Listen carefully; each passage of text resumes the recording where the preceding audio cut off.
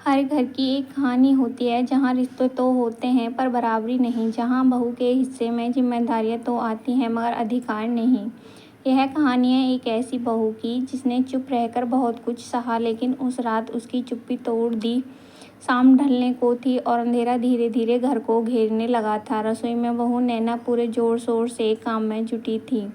आज ननंद और नंदोई जी आने वाले थे और जब वो आते हैं तो मौसा मौसी और मौसा जी भी ज़रूर आते हैं। वैसे भी मां जी को अपने मायके वालों को हर छोटे बड़े मौके पर बुलाने का बहुत शौक था। हालांकि ससुराल पक्ष से उनका रिश्ता कुछ ज़्यादा घुला मिला नहीं था। 2 गज नहीं, सीधा 2 किलोमीटर की दूरी बनाए रखती थी। और यही रवैया बहू नैना के मायके वालों के लिए भी था। उन्हें सिर्फ अपनी बेटी और मायका सबसे प्यारा लगता था। आज कोई त्योहार तो नहीं था पर माँ जी को लग रहा था कि बेटी और दामाद आए काफ़ी दिन हो गए हैं। हालांकि वो अभी 10 दिन पहले ही आए थे। काम करना तो माँ जी को था नहीं, बहू आ गई थी तो मानो वो तो रिटायर हो गई हों। हाँ, आदेश देने का काम अभी भी पूरा अधिकार से करती थीं।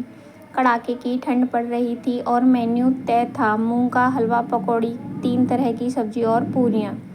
कुल मिलाकर 15-16 लोगों का खाना बनना था। नैना रसोई में जुटी हुई थी और चाहती थी कि मेहमानों के आने से पहले ज़्यादा से ज़्यादा काम निपटा ले, क्योंकि चाय पानी से लेकर सब कुछ उसी के जिम्मे था। नैना ने जैसे तैसे हलवा और सब्जियां तैयार की थीं कि मेहमान आ पहुँचे। जल्दी से चाय का पानी गैस पर चढ़ाया, ट्रे में पानी के गिलास सजाए और ले जाकर सबके सामने रख दिए। जैसे ही पानी सामने आया, ननंद बोली, भाभी आपको इतना भी नहीं पता, इतनी ठंड में कौन पानी पिएगा, फटाफट चाय ले आओ। माँ जी ने भी तपाक से जोड़ा, थोड़ी समझदारी तो खुद भी होनी चाहिए। अब ये क्या जाने कि बाहर कितनी ठंड है, ये तो रसोई की गर्मी में काम कर रही है। नैना का मन किया कि जवाब दे कि जब पिछले हफ्ते भी उसने सीधा चाय दी थी तो यही ननंद उसकी सलीका सिखा रही थी, और अब माँ जी ये समझती हैं कि रसोई की गर्मी में बहू को ठंड लगती ही नहीं। जबकि सच तो यह था कि ठंडे पानी से सब्जियां धोते धोते और बर्तन साफ करते करते हाथ सुन्न हो जाते हैं।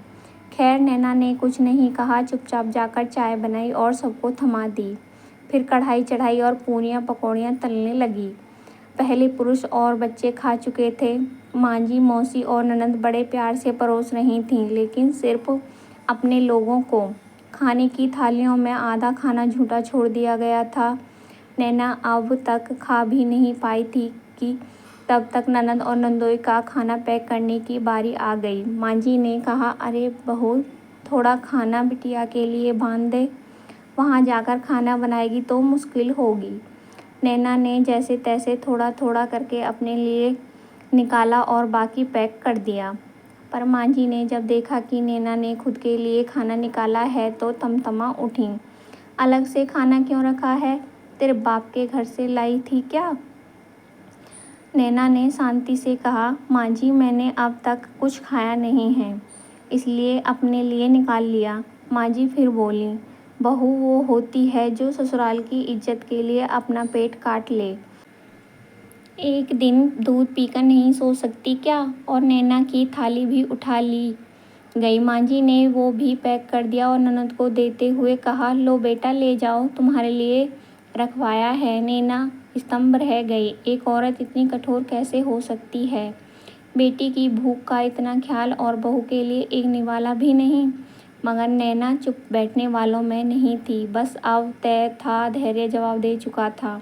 रात करीब 10 बज चुके थे। सब आराम से अपने अपने कमरे में थे कि अचानक डोरबेल बजी।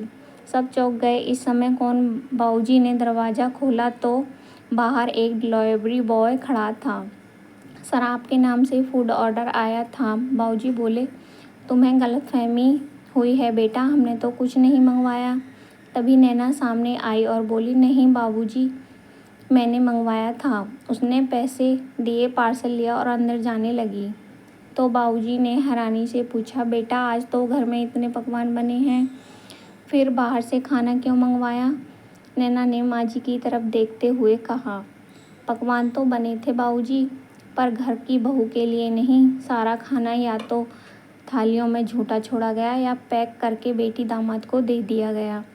बहू के लिए कुछ नहीं बचा। दूध पीकर सोने को कहा जा रहा है, लेकिन मैं ऐसी बहू नहीं हूँ जो अपनी भूख से समझौता कर लूँ। मुझे भूखे पेट नींद नहीं आती और दूध से भूख नहीं मिटती, इसलिए अपने लिए खाना मंगवा लिया।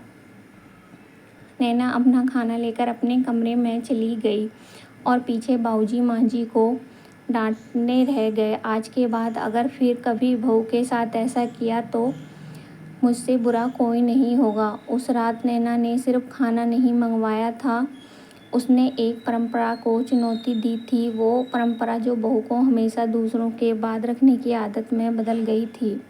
उसने सबको ये जता दिया, बहू होना कोई सेवा की पहचान नहीं, इंसान होने का हक है। और उस एक फैसले से उसने सिर्फ खुद का नहीं, हर चुप रहने वाली बहू का आत्मसम्मान बचा लिया। क्योंकि भूख रोटी की हो या इज्जत की, दोनों के लिए आवाज़ उठानी चाहिए।